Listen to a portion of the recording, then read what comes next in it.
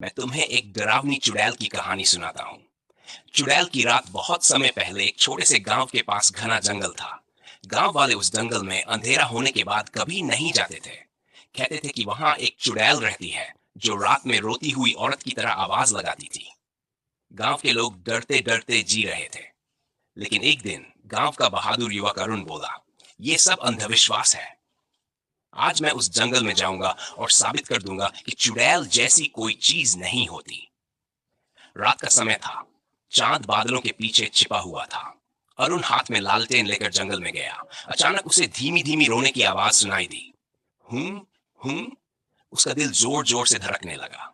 उसने सोचा, ये कोई औरत हो सकती है। वो आवाज के पीछे पीछे गया।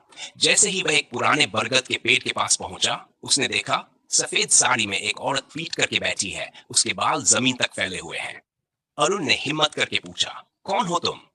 धीरे धीरे वह औरत खड़ी हुई और जब उसने अपना चेहरा घुमाया तो उसकी लाल चमकती आंखें, लंबी दांत और डरावना चेहरा था।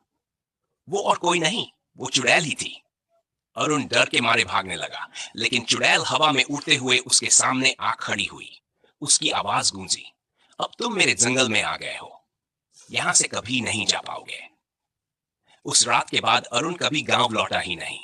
लोग कहते हैं कि आज भी बरगद के पेड़ के पास देर रात एक लालटेन टिमटिमाती हुई दिखाई देती है और किसी के रोने की आवाज सुनाई दी है। क्या तुम चाहोगे मैं इस कहानी का और भी डरावना अगला हिस्सा लिखूं?